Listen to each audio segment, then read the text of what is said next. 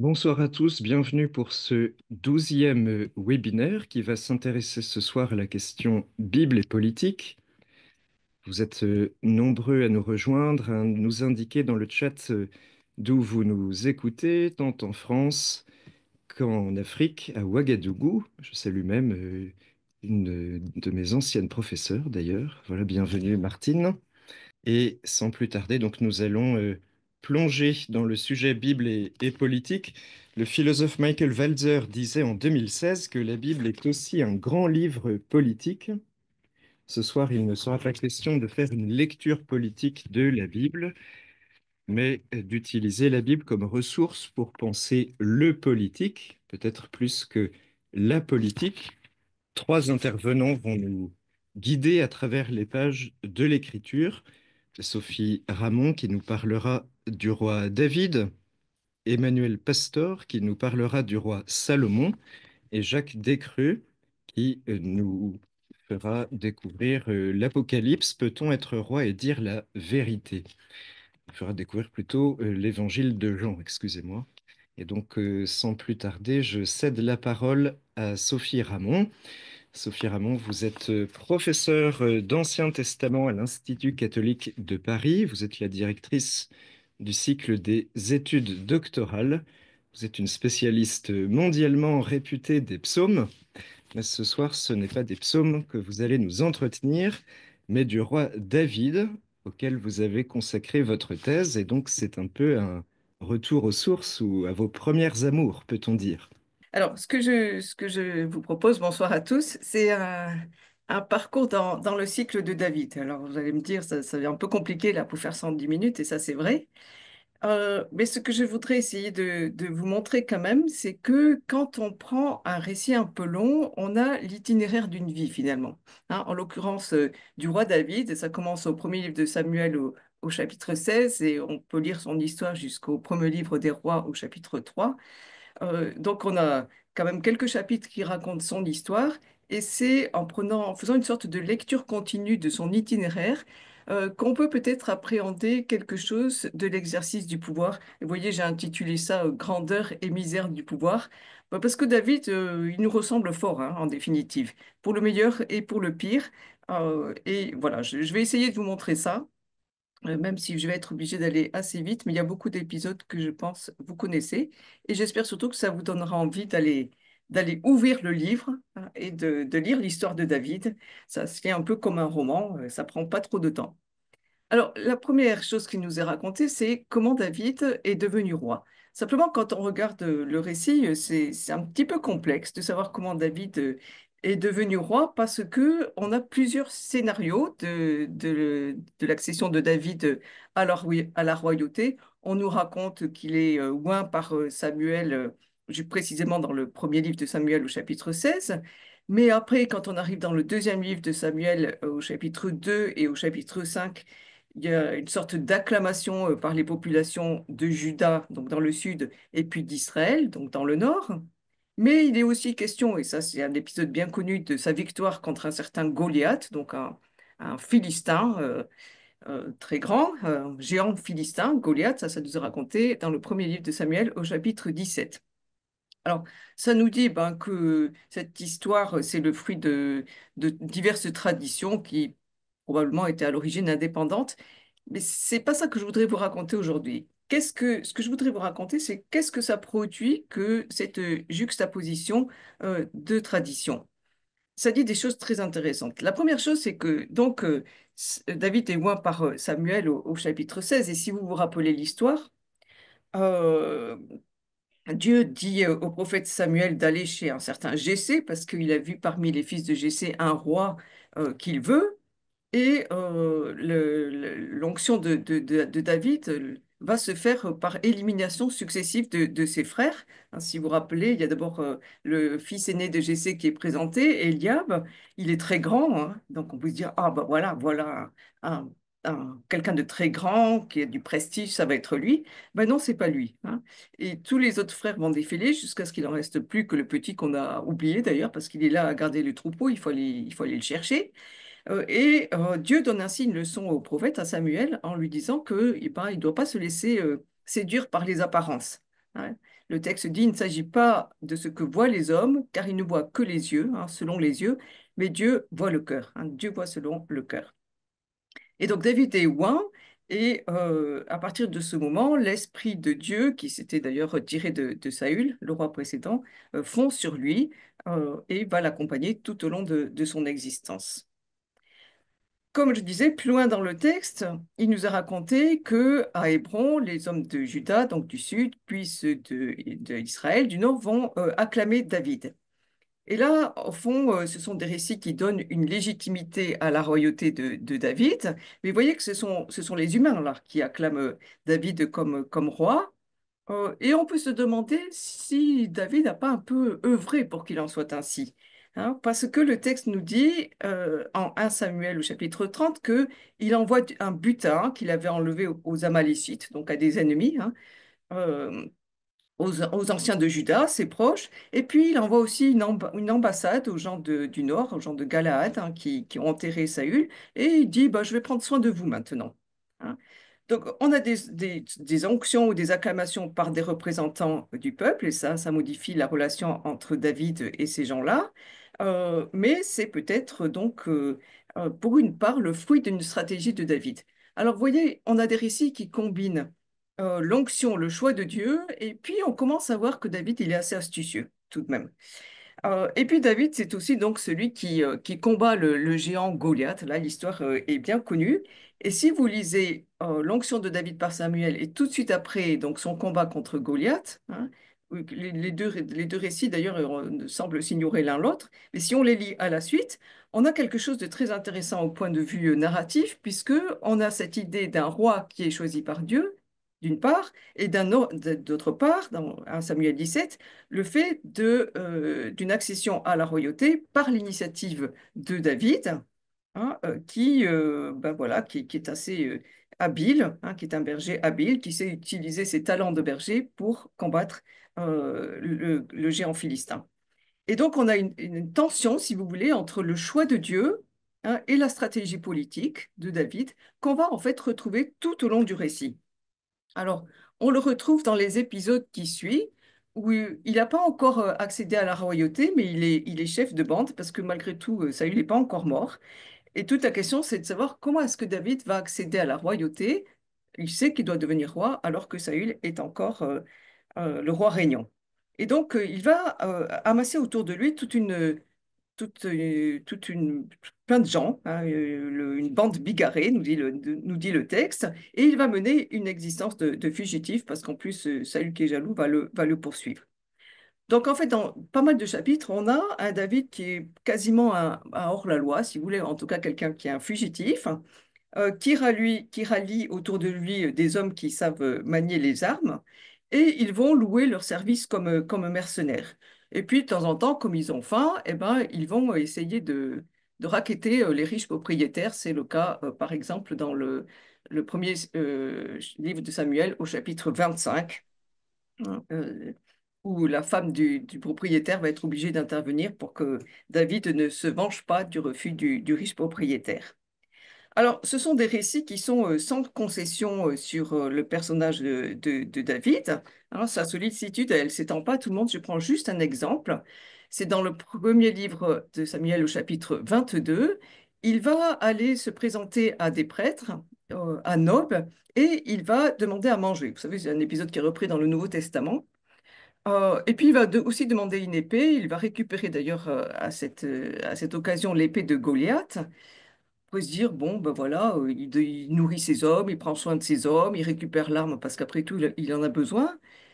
Sauf qu'il est très, très astucieux, il ment un peu au prêtre, et on apprend au détour d'un récit que, en fait, il est conscient, hein, qu'il y a dans le sanctuaire un serviteur de Saül, et il dit lui-même, il dira plus tard au seul survivant de la famille du prêtre, Ahimelech, il lui dira, je savais que Doeg l'Édomite était présent, qu'il informerait sûrement Saül. C'est moi qui me suis tourné contre les membres de ta famille.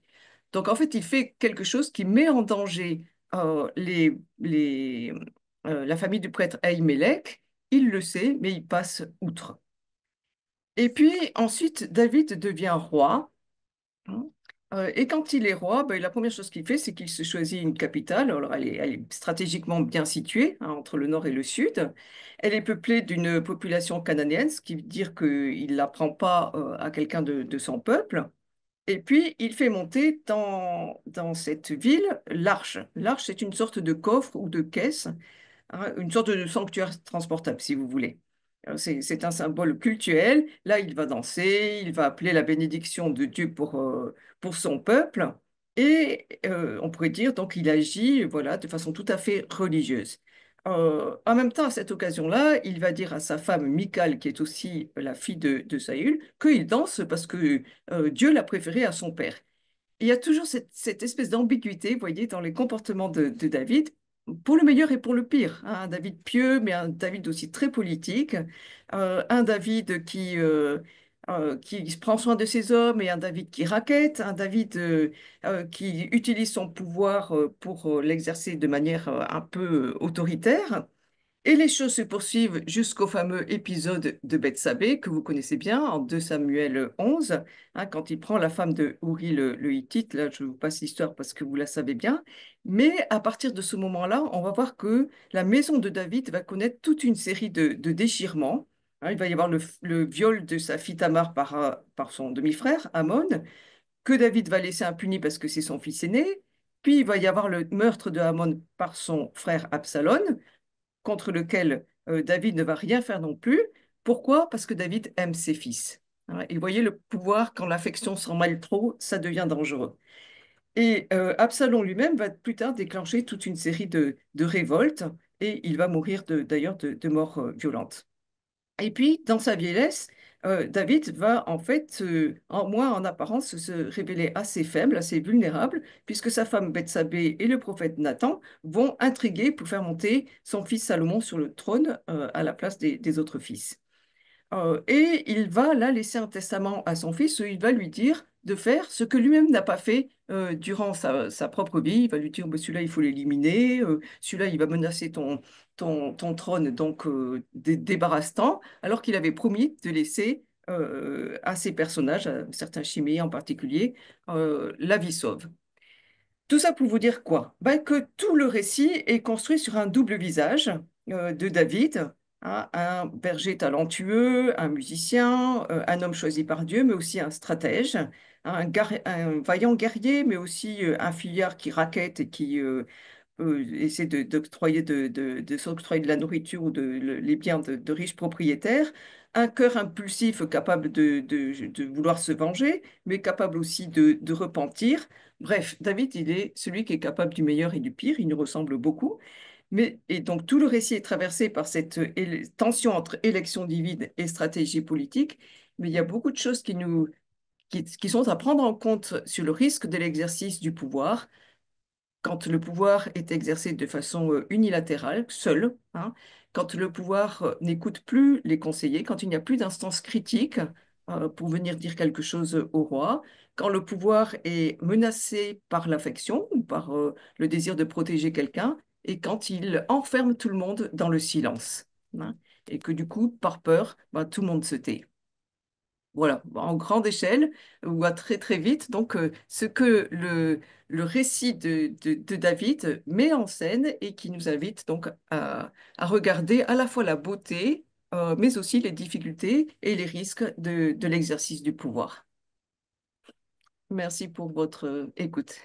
Et sœur Sophie, il y a une question de Thierry qui demande ce que vous pensez du chapitre 8 de 1 Samuel, qui voudrait savoir si vous êtes d'accord avec l'idée que demander un roi ou un dirigeant politique, un roi terrestre, c'est ne pas faire confiance à Dieu, le roi de l'univers.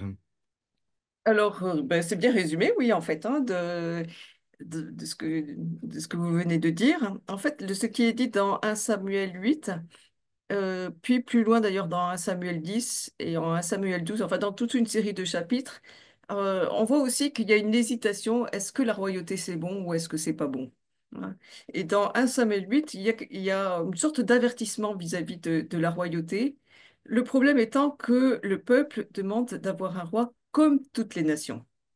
Donc c'est aussi un peuple qui oublie que Dieu est son roi. Alors peut-être que ça aussi, c'est intéressant à réfléchir aussi, le fait de vouloir être comme les autres et de vouloir, comment dire, avoir une forme de pouvoir comme les autres, au lieu de regarder finalement ce qu'on a de bon, ce qui est bon pour soi. Si je comprends bien, une autre petite question. David n'est pas tant un modèle pour la politique aujourd'hui ou un modèle pour nous, mais il est le reflet aussi de nos difficultés et de nos fragilités. Exactement. Alors, je pense que les personnages bibliques, d'une manière générale, ne sont pas des modèles. Ils sont humains, trop humains, bien, bien humains, ils sont bien comme nous. Moi, je dirais plutôt qu'ils sont des compagnons. Parce que on voit finalement David, mais ce serait peut-être que Emmanuel va nous dire ça aussi de Salomon. On voit ce David qui a des traits très positifs, et puis on voit que que dans l'exercice du pouvoir, il peut aussi révéler le pire de lui-même. Et du coup, c'est ça qui est intéressant dans la lecture de récits, dans cette lecture continue, c'est que on a ce double visage et on a à la fois, disons, révélé la beauté de l'exercice du pouvoir, mais aussi ses difficultés et ses risques finalement. Merci beaucoup, Sophie, pour ce petit éclairage sur l'histoire de David dans les livres de Samuel. Emmanuel Pastor va maintenant intervenir pour nous présenter le roi Salomon, ou l'épreuve de la sagesse. Emmanuel, vous allez nous dire si Salomon vaut mieux que David, si ce double visage de David s'applique aussi à Salomon, ou si Salomon est vraiment un roi parfait et idéal. Emmanuel, vous enseignez l'exégèse biblique à l'Institut catholique de Paris. Vous connaissez bien Salomon pour lui avoir consacré votre thèse, en tout cas la péricope de sa rencontre avec la reine de Saba. Alors, j'ai intitulé cette petite intervention Le roi Salomon ou l'épreuve de la sagesse. Parce que vous vous en doutez, de David, avec les ambivalences du règne de son père qu'on risque de retrouver dans celle maintenant de son fils. Euh, et voilà, et on connaît bien son histoire, n'est-ce pas? Salomon étant peut-être le plus grand roi, une grande postérité. Mais je vais commencer par la fin. Et je vais commencer avec cette fin de règne qui est plutôt triste, voire tragique, puisque, comme nous le savons, euh, Salomon, pardon, n'a pas suivi le Seigneur comme son père David. Il s'est éloigné du Seigneur parce qu'il a aimé de nombreuses femmes qui ont détourné son cœur loin de Dieu. Voilà. Vous voyez, j'ai souligné dans le texte que j'ai mis ici à l'écran, au chapitre 11, c'est le dernier chapitre concernant Salomon, précisément la comparaison qui est suggérée par le texte avec son père David. Donc on s'inscrit bien dans la lignée d'une famille. Et la question à laquelle je voudrais répondre, c'est finalement comment en sommes-nous arrivés là? Ou comment se fait-il que ce roi sage ait terminé de cette façon? Alors pour cela, je vous invite à reprendre l'histoire depuis le début. Donc maintenant, on revient au chapitre 3 dans le premier livre des rois, un épisode que nous connaissons également beaucoup, hein, bien que nous avons déjà lu, où le jeune Salomon, encore jeune garçon, lors d'un songe à Gabaon, une des collines autour de Jérusalem, donc il va à Gabaon, au sanctuaire, pour prier le Seigneur, le temple de Jérusalem n'étant pas encore construit.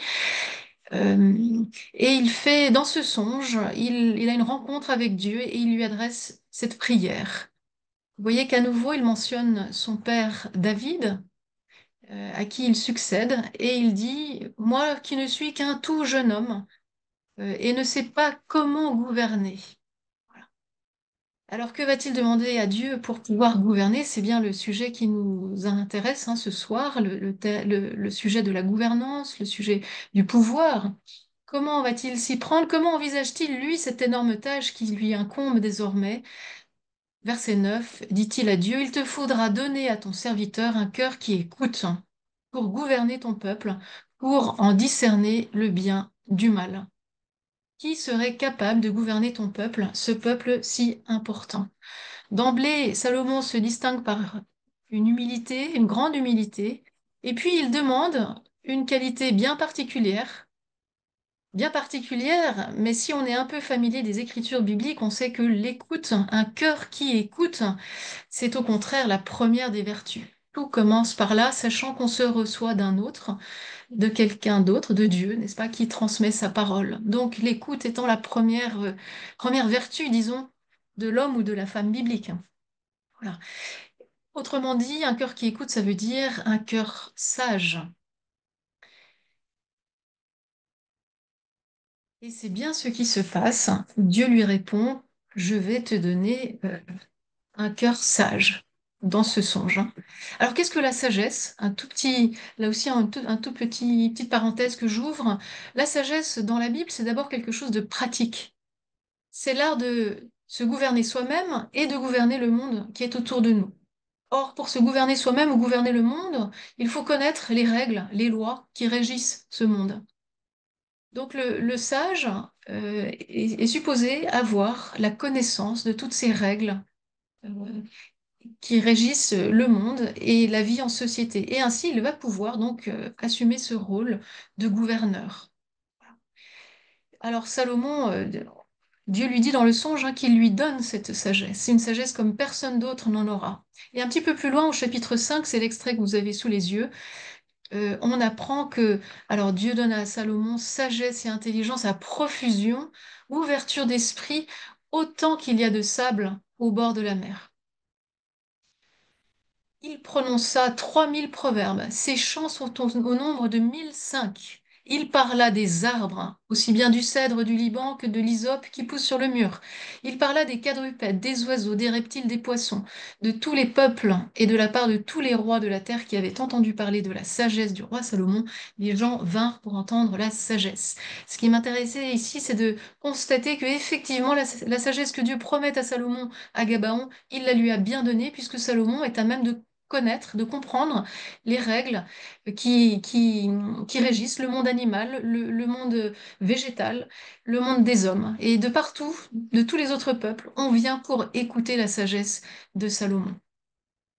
Donc Salomon est doté de cette immense qualité pour être à la tête de son peuple. Et Dieu lui dit, toujours dans ce même songe à Gabaon, eh bien, puisque tu as demandé l'écoute, hein, donc la sagesse, et que tu n'as pas demandé autre chose, hein, la richesse, la gloire, une longue vie, la victoire sur tes ennemis, eh bien Dieu lui dit, eh bien justement ce que tu n'as pas demandé, je vais te le donner par surcroît, en plus.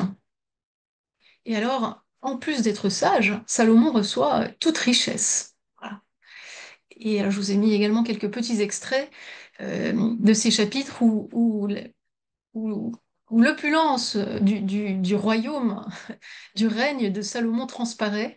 Et on a par exemple les détails, ce qui alimente la table de Salomon, la table du roi. Vous voyez, les vivres de Salomon étaient par jour 30 corps. Alors, le corps, c'est une mesure, hein, une grande mesure. 30 corps de semoule, 60 corps de farine, 10 bœufs gras. 10 bœufs gras par jour, 100 moutons par jour, des cerfs, des gazelles, des chevreuils, des oies grasses. Bon, tout ça pour nous dire l'immense richesse du royaume de Salomon. Euh, et puis on nous dit également que toutes les coupes du roi étaient en or fin. Rien n'était en argent, parce qu'on ne tenait pas compte de l'argent au temps du roi Salomon.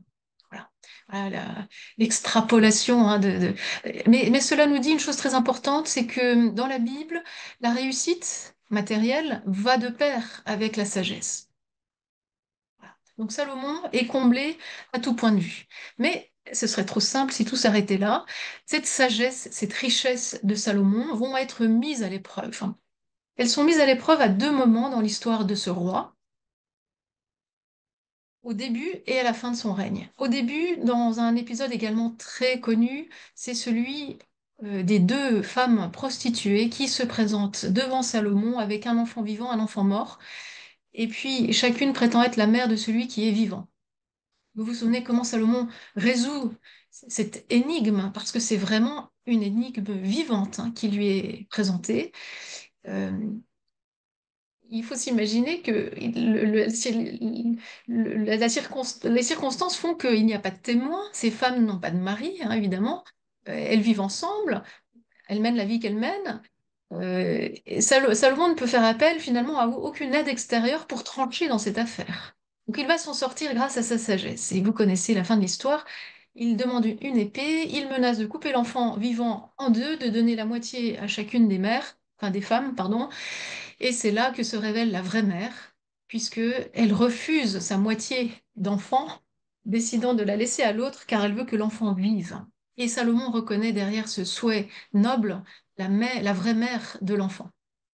Donc Salomon voilà, est à même de résoudre quelque chose qui en soi est impossible à résoudre, hein, pratiquement. Voilà, sa sagesse va jusque-là. Et puis le deuxième épisode où sa sagesse est également mise à l'épreuve, c'est quand il a cette fameuse rencontre avec la reine de Saba, royaume de Saba, sud de l'Arabie, le royaume le plus riche connu du temps de Salomon. Voilà que la reine se déplace pour venir écouter la sagesse de Salomon et on nous dit qu'elle vient lui poser des énigmes. Vous voyez, c'est comme dans l'épisode des deux femmes prostituées. Des énigmes lui sont posées et on nous dit, sans nous donner le détail, on nous dit que Salomon parvient à les résoudre toutes et sans difficulté. Voilà, sa sagesse va jusque-là. Donc vous voyez, il est sage aux yeux de son peuple puisqu'il résout le jugement ou le litige entre les deux femmes d'Israël qui se battent pour cet enfant. Et puis il est sage aux yeux des étrangers, puisque la reine de Saba, la représentante de tous les peuples les plus éloignés, 3000 kilomètres de désert entre Jérusalem et Saba. Voilà, sa sagesse éblouit tous les étrangers, même les plus éloignés. Donc ces deux épisodes ont vraiment la fonction de mettre Salomon à l'épreuve. Mais Salomon passe l'épreuve. Jusqu'ici, il s'en sort bien. Nous avançons et nous nous apercevons que cette sagesse, la sagesse de Salomon, dans les deux épisodes que je viens de commenter, est un trait bien particulier, c'est une sagesse qui est judiciaire, c'est-à-dire qu'elle permet à Salomon de gouverner son peuple. Tout à l'heure, donc au chapitre 3, à l'issue du jugement entre les deux femmes prostituées, on nous dit que Salomon, que tout Israël écouta le jugement que le roi avait rendu à propos de cette affaire. Ils craignirent la face du roi, car ils virent la sagesse divine qui était en lui pour appliquer le droit. Sa sagesse, elle est vraiment orientée à diriger le peuple, à gouverner, à appliquer le droit, à rendre la justice. Sagesse politique, si vous voulez. Et puis, même caractéristique qui apparaît dans le second épisode avec la reine de Saba, puisque la reine va lui dire bienheureuses tes femmes, peuvent être heureuses, ces femmes, hein. On pense aux deux femmes prostituées du chapitre 3. Bienheureux tous tes serviteurs, ceux qui se tiennent devant ta face continuellement, ceux qui écoutent ta sagesse. Cette expression, se tenir à la face du roi, cela veut dire, en fait, c'est lorsqu'on se présentait devant le roi pour qu'il juge voilà, pour qu'il fasse office de juge dans un conflit, dans un litige. C'est exactement ce qui s'est passé au chapitre 3. Donc là aussi, la reine de Saba évoque quelque chose de cette sagesse qui rend le roi apte à gouverner son peuple. Et ce n'est pas tout, cette sagesse, non seulement elle est au service de la gouvernance, mais en plus elle est d'origine divine. Et cela aussi est souligné dans les deux épisodes. À l'issue du jugement avec les deux prostituées, une petite phrase précise, tous, Israël, virent la divine sagesse qui était en lui. Et la reine de Saba, on nous précise également que si elle est venue, si elle a entendu parler de la renommée de Salomon, cette renommée, nous dit-on, il la doit au nom de Yahvé, au nom du Seigneur. Donc il n'y a pas de doute, en Israël, la sagesse, elle provient de Dieu. C'est une qualité qui vient de Dieu. Donc ce que Dieu avait promis à Salomon à Gabaon a été donné, le don est effectif. Salomon est bien doté de la sagesse divine pour guider, gouverner son peuple. Mais encore, gouverner, mais gouverner comment?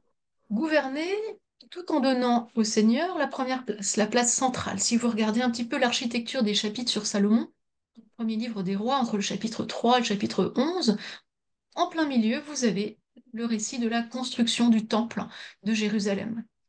Et ce récit de la construction du temple, comme par hasard, est justement encadré par l'épisode des deux femmes prostituées et par l'épisode de la reine de Saba. Autrement dit, c'est bien la sagesse du roi qui le rend capable d'édifier le temple, c'est-à-dire le lieu où Dieu va résider, le lieu de sa présence.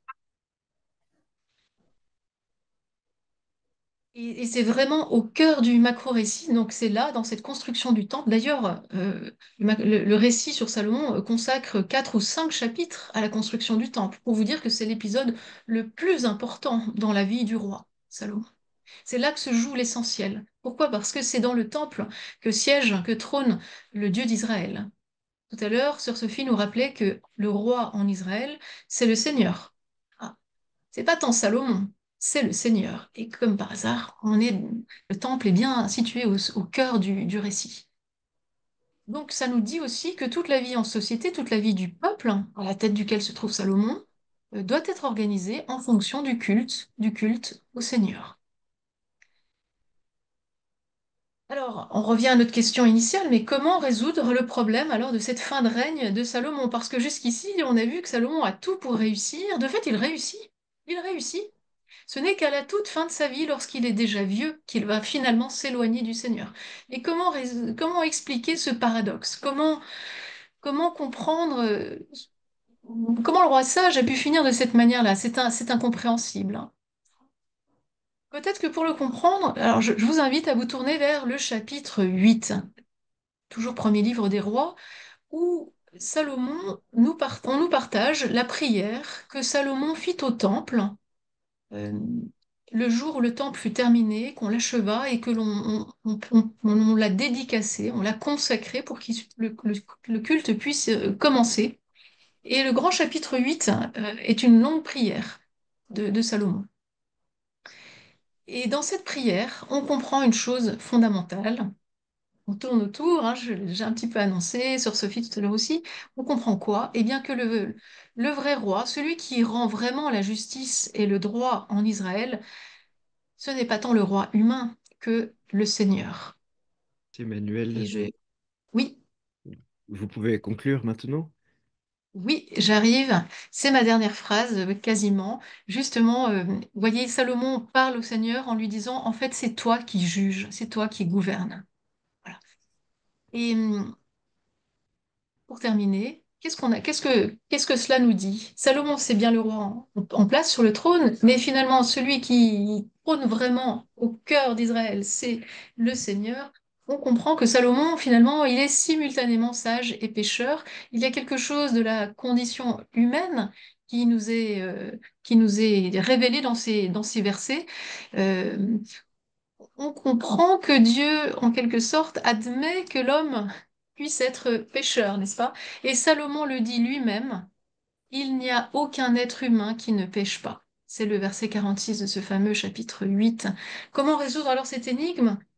Il y a quelque chose de la reconnaissance du pécheur, et Salomon a cette noblesse de reconnaître sa faute. Certes, il termine mal, il commence bien, il termine mal, mais tout en ayant cette humilité, il ne l'a a priori pas perdue, tout en reconnaissant cette condition humaine qui est la sienne. Voilà, et je m'arrête là. Merci beaucoup, Emmanuel. Alors, on voyait tout à l'heure David qui avait un double visage. Voici que Salomon, hein, maintenant, vous venez de nous le dire, est à la fois juste et pécheur. Simul justus et peccator, disait l'autre. Cela inspire à Françoise une petite réaction que je rapporte. Le monde d'aujourd'hui apparaît beaucoup plus complexe. Vous voulez réagir, Emmanuel? Plus complexe que l'histoire de Salomon. Oui, c'est ça. Mais en tout cas, moi, il me semble que le récit sur Salomon est complexe. Enfin, de fait, rend un peu compte de cette complexité, justement.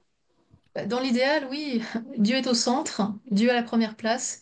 Et puis, il se trouve que dans la réalité, c'est pas si simple, n'est-ce pas?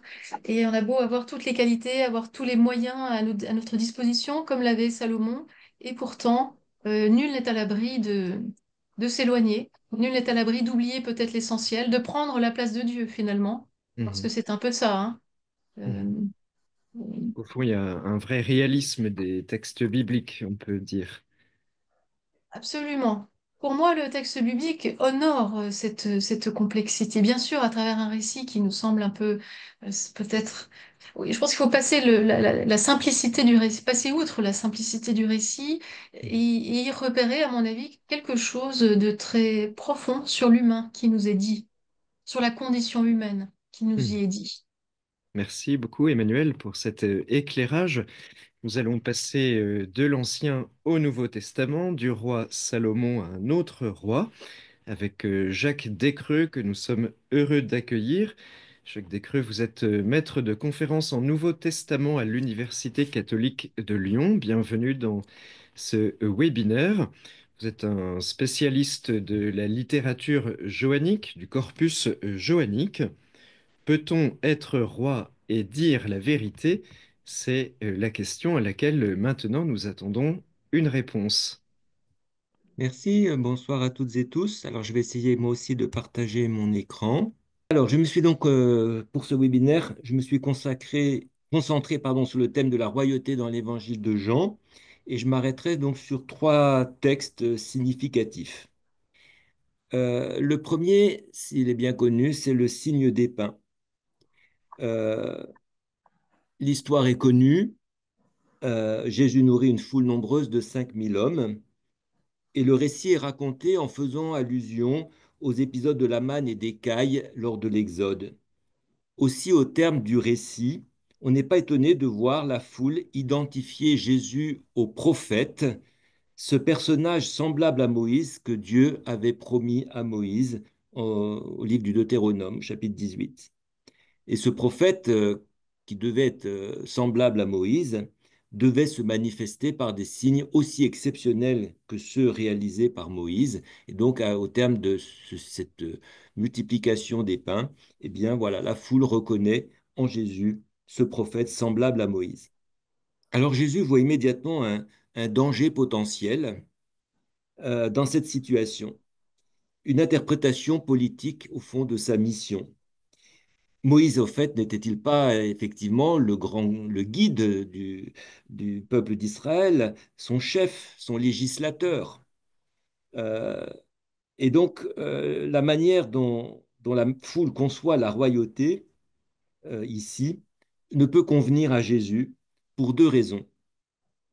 La première, c'est que si le roi, la première, c'est que le roi que la foule semble désirer, c'est celui qui procure largement de la nourriture à son peuple. Au fond, elle attend du pouvoir politique, l'aisance matérielle pour tous. Or, pour Jésus, le pain qu'il vient d'offrir à la foule représente d'abord ce qui est vital pour les hommes. Ça apparaîtra au début du discours du pain de vie. C'est pas d'abord une nourriture matérielle, ce pain représente tout ce qui fait vivre l'homme. Et seul Dieu peut procurer cela. Le pouvoir politique ne peut pas le procurer. La deuxième raison qui met mal à l'aise Jésus, c'est que le roi que la foule désire, c'est un roi qu'elle contrôle. Elle voudrait enlever Jésus, le capter à son profit et le faire roi. Au fond, la légitimité de ce roi serait donc démocratique. Il est fait, littéralement fait, par la foule. Et donc, il peut aussi être défait par elle, d'ailleurs. Et donc, Jésus refuse ce type de royauté et il s'échappe. Le deuxième texte, c'est l'entrée de Jésus à Jérusalem, où le thème de la royauté apparaît de nouveau. Au verset 12 et 13, la foule vient à la rencontre de Jésus.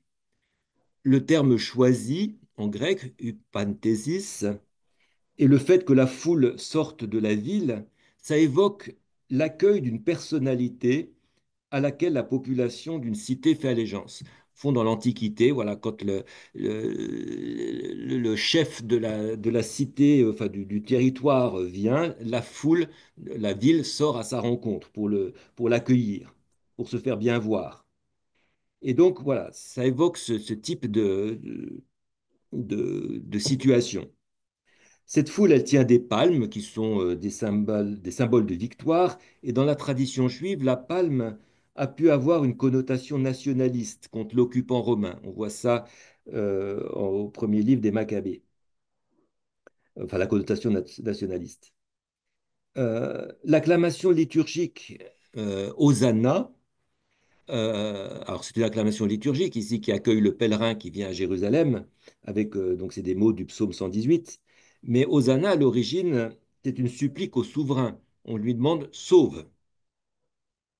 Et Jésus est acclamé par cette foule comme le roi d'Israël. Ce que j'ai mis en vert, c'est le verset du psaume que la foule proclame, mais elle rajoute aussi le roi d'Israël. Le titre ne se trouve pas dans le psaume. C'est un titre messianique. Au fond, l'acclamation de la foule inscrit l'attente du Messie dans une ligne davidique, dans une ligne royale, nationaliste. Chez les synoptiques, si vous vous souvenez, chez les synoptiques, Jésus monte sur l'ânon avant d'être acclamé. Or, chez Jean, c'est l'inverse. Et on remarque d'ailleurs au début du verset 14, ce petit or, le petit d grec, qui semble dire que le geste de Jésus opère un recadrage par rapport à ce que la foule exprime. Le geste de Jésus est expliqué par une écriture qui en fait un geste prophétique. Dans l'écriture citée, on reconnaît une citation de Zacharie 9,9, mais le début de la citation provient peut-être de Sophonie 3,16. Ces deux passages de l'écriture thématisent la royauté. Le roi annoncé par Zacharie 9, c'est un roi humble, un roi qui refuse les armes et qui établit une paix universelle. Le roi de Sophonie, c'est le Seigneur lui-même. Et l'oracle commence par annoncer la dimension universelle de sa royauté. Alors on peut hésiter sur le geste de Jésus, sur sa signification. Qu'est-ce qu'il veut corriger par rapport à ce que la foule exprime? Est-ce qu'il veut signifier qu'il est humble? Est-ce qu'il veut signifier qu'il refuse les armes? Est-ce qu'il veut signifier qu'il établit une paix universelle? Est-ce qu'il veut signifier que seul Dieu est le roi de son peuple? Pour l'instant, à ce stade du récit, on ne le sait pas encore. Le verset 18 indique la motivation de la foule. Pourquoi va-t-elle à la rencontre de Jésus? C'est parce qu'elle a entendu qu'il avait fait un signe, en l'occurrence c'est la résurrection de Lazare. Et là encore, on retrouve le thème qu'on a vu tout à l'heure pour le signe des pains. C'est la vue d'un signe qui fait que la foule s'apprête à faire de Jésus son roi, ou l'acclame comme un roi.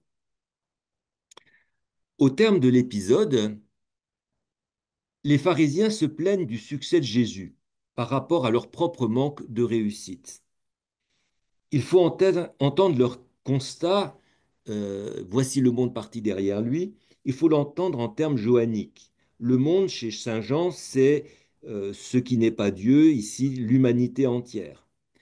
Et l'humanité est derrière lui, au sens où elle suit Jésus, elle devient disciple. Cela suggère au fond que le récit travaille sur la dimension universelle du règne de Jésus. Par contraste avec le nationalisme qui anime la foule, qui anime des palmes, qui a des palmes, qui acclame le roi d'Israël, Jésus ne veut pas être acclamé comme Messie, comme roi d'Israël. Enfin, il ne refuse pas d'être acclamé, mais il récuse la dimension nationaliste qu'il pourrait être attaché au messianisme davidique. Au fond, et le geste qu'il fait de monter sur un ânon signifie, comme dans les deux oracles mentionnés, la portée universelle de sa royauté. Il n'est pas seulement roi d'Israël, ce qui est un titre messianique, mais il l'est pour tous. Le troisième texte que je voudrais mentionner, c'est la comparution de Jésus devant Pilate. Euh, ce texte était admirablement construit en 7 scènes rythmées par les entrées et sorties de Pilate du prétoire. Et ça situe des scènes qui se situent à l'extérieur, que j'ai mis en rouge sur ma diapositive, et les scènes où Pilate est face à face avec Jésus à l'intérieur du prétoire, qui sont en bleu. Et au milieu alors ces scènes se répondent deux par deux, en fait, et au milieu, il y a une scène centrale qui ne se passe ni à l'intérieur ni à l'extérieur, on ne sait pas où ça se passe, dans un lieu indéterminé, où il y a des soldats qui vont outrager Jésus. Euh, alors la thématique du pouvoir, elle est abordée dans les deux dialogues, enfin, notamment entre Jésus et Pilate. Et c'est le premier dialogue qui m'intéresse, les versets 33-38. Donc Pilate interroge Jésus, es-tu le roi des Juifs? Ça révèle l'accusation qui est ici portée sans doute contre Jésus, l'accusation de sédition contre Rome. Au verset 36-37, Jésus redéfinit sa royauté. Il oppose la royauté de ce monde-ci à sa propre royauté. La royauté de ce monde-ci, elle se caractérise par le fait de disposer de forces armées, de soldats, de disposer de la violence légitime. Elle est de ce monde-ci, ça veut dire qu'elle est ancrée, fondée dans les valeurs de ce monde. Je rappelle, le monde, c'est ce qui n'est pas Dieu, chez Saint Jean. La royauté de Jésus, en revanche, elle n'est pas d'ici. Elle est fondée hors de ce monde. Rappelez-vous que Jésus a refusé que ce soit les hommes qui le fassent roi. Donc c'est pas, sa légitimité ne vient pas de ce monde, elle vient d'ailleurs. Que la royauté de Jésus soit fondée hors de ce monde n'implique cependant pas qu'elle ne s'exerce pas dans ce monde. La question de Pilate, eh bien donc tu es roi, elle permet à Jésus de préciser que son pouvoir, comment s'exerce son pouvoir? Il s'exerce dans le témoignage pour la vérité. Ce témoignage est entendu par tout homme qui est de la vérité. Être de la vérité, c'est le contraire de être du monde. La vérité, chez Saint Jean, ça renvoie à Dieu. Et donc, celui qui est de la vérité, eh bien, entend le témoignage de Jésus et, au fond, c'est ainsi que Jésus exerce son pouvoir, par la force de la vérité sur les consciences qu'il accueille. Lorsque l'on est de la vérité, on écoute Jésus et on est prêt à lui obéir. Pilate, lui, qui ne sait pas ce qu'est la vérité, manifeste qu'il n'est pas de la vérité. Le thème de la royauté revient alors dans la scène centrale, celle qui se déroule dans un lieu non déterminé. Jésus reçoit sous forme d'une mascarade les insignes de la royauté, couronne et vêtements de pourpre. Les gardes le saluent comme roi des Juifs, mais le giflent. L'ironie domine la scène car les soldats font de Jésus un roi de dérision, un roi de carnaval, mais le lecteur, lui, sait que Jésus est vraiment roi. Jésus peut recevoir à ce moment-là du récit de l'Évangile les insignes de la royauté parce qu'il n'y a plus d'ambiguïté sur la nature de sa royauté. Jésus n'est parfaitement roi que dans son humiliation. C'est une royauté paradoxale. L'indétermination du lieu, on ne sait pas où se passe la scène, rappelle le fait que sa royauté est ancrée dans un ailleurs, qu'elle n'est pas d'ici. Elle n'est ni de l'intérieur, le lieu où il discute avec Pilate, le prétoire, le lieu romain, ni de l'extérieur, qui est le lieu des Juifs. Au lieu d'avoir des gardes qui combattent pour lui, Jésus est giflé par les soldats. Sa royauté renonce à toute violence. Et ceux qui l'acclament comme roi sont des gentils, des non-juifs. Ils reconnaissent en Jésus un roi. C'est l'idée d'une universalité de la royauté de Jésus qui perce ici à travers ces soldats qui l'acclament. En conclusion, pour le quatrième évangile, les foules attendent d'un pouvoir politique qu'il procure l'aisance matérielle et qu'il fasse droit au sentiment nationaliste, notre roi, contre ceux qui pourraient nous opprimer.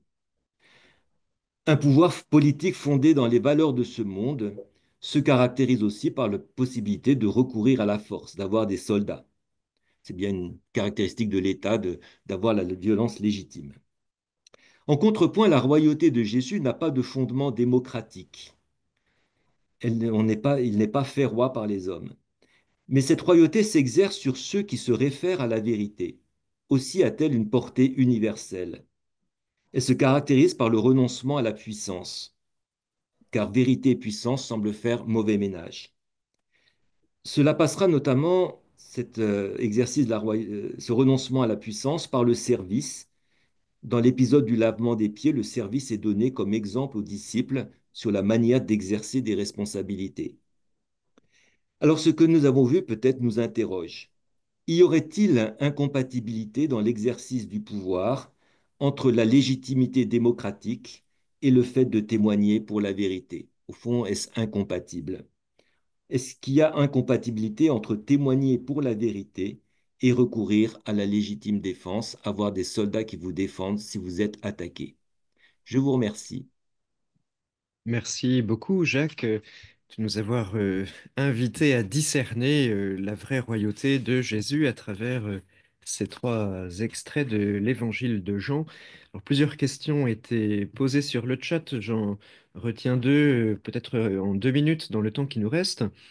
Que pensez-vous des thèses de théologiens comme Jacques Ellul ou Jérôme Alexandre, pour qui, alors c'est une citation de Jacques Ellul, le christianisme envisagé dans son rapport à la politique dispose à l'insoumission, à la dissidence, à la récusation même de tout pouvoir, de toute hiérarchie. Alors, je vais rester chez Saint Jean. Justement, dans le récit du lavement des pieds, Jésus ne récuse pas la hiérarchie. Il dit, vous m'appelez Seigneur et Maître et vous le faites bien. Donc, il ne récuse pas la hiérarchie et que certains ont des responsabilités vis-à-vis d'autres. En revanche, il subvertit la manière d'exercer le pouvoir en disant que exercer le pouvoir, c'est le service qui peut aller jusqu'à un renoncement radical de toute forme de puissance, ce que manifeste la croix. Donc, au fond, il réinvestit autrement la manière d'exercer le pouvoir, mais il n'abolit pas les hiérarchies, me semble-t-il. Il est Mhm, nécessaire que certains soient responsables. Et voilà. mhm. Et Gijo avait aussi une question pour vous. Voilà, c'est quasiment Peut-on être inaudible. peut-on être un dirigeant politique et ignorer délibérément la vérité? Demande-t-il. À Il partir de semblerait que ce Pilate, soit hein, possible. qui refuse de s'engager pour la Les vérité. États-Unis nous semblent montrer que ça semble possible. Justement, enfin, le problème de la démocratie est peut-être que ça incite le dirigeant à dire ce que le peuple veut entendre. Et ce n'est Mhm, pas forcément la vérité.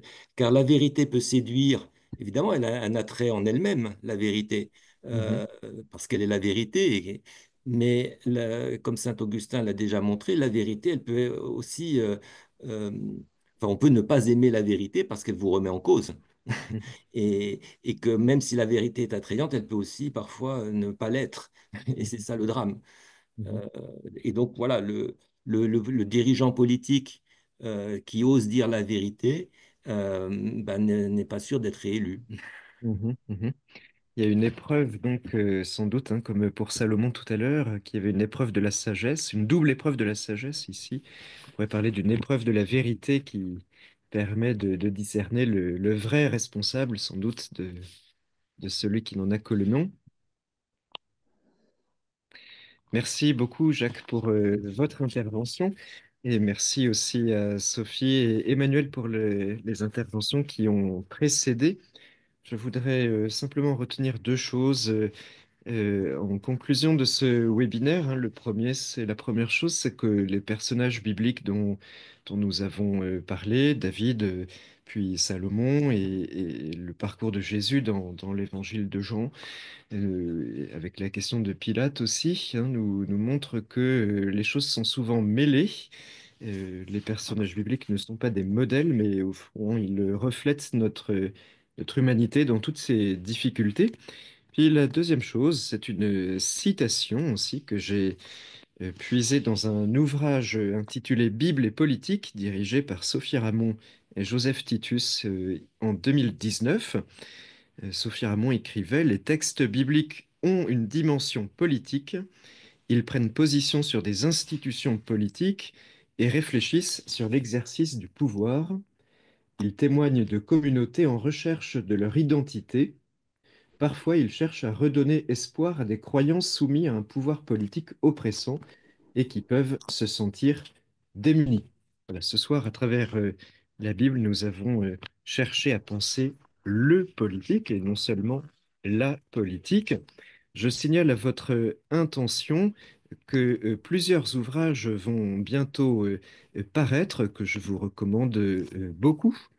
Vous les voyez s'afficher à votre écran.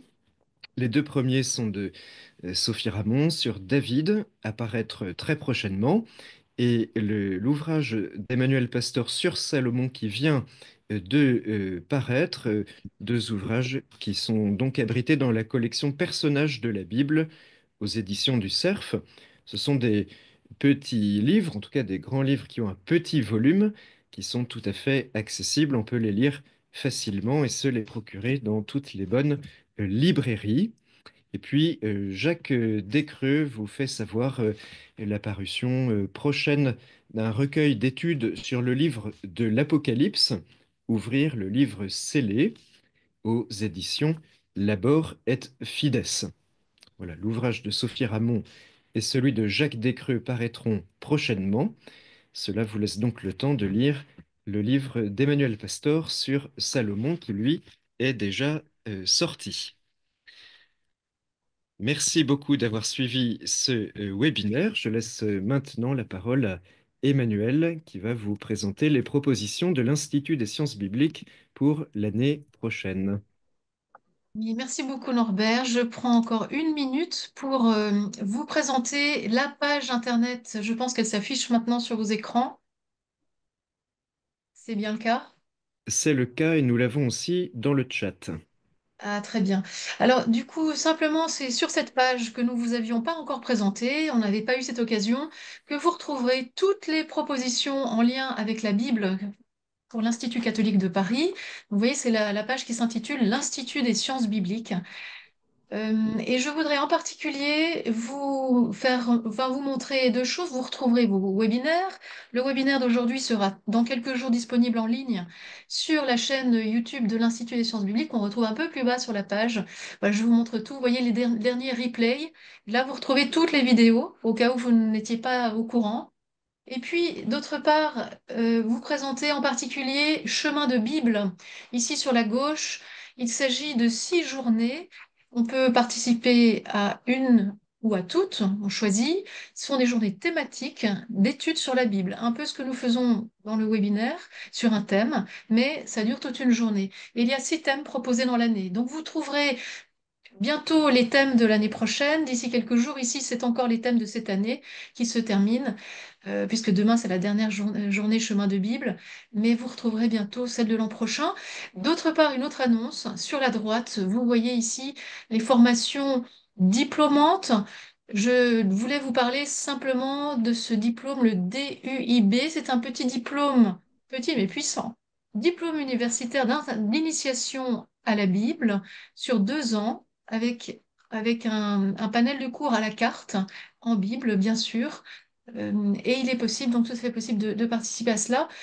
Et enfin, il est aussi possible de suivre un cours comme auditeur libre. Et vous avez ici toutes les propositions existantes, elles sont en ligne. Ancien, Nouveau Testament, judaïsme, histoire ancienne d'Israël, archéologie, voilà, etc. Donc vous pouvez facilement, disons, vous promener sur cette page et retrouver les rendez-vous. Il y a aussi parfois des conférences un peu extraordinaires qui se donnent, et bien elles sont annoncées ici. Voilà, merci de m'avoir donné la parole pour vous partager ce lien. Merci beaucoup Emmanuel. Ainsi s'achève donc ce 12e webinaire qui a essayé de réfléchir aux politiques. Merci beaucoup de nous avoir suivis. Bonne soirée à tout le monde et à très bientôt.